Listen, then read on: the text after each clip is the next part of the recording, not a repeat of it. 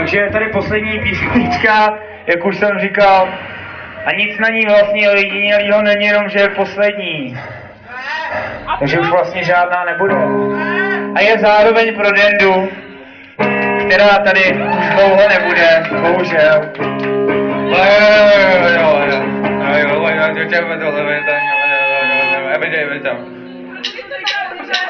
Sitting here, listening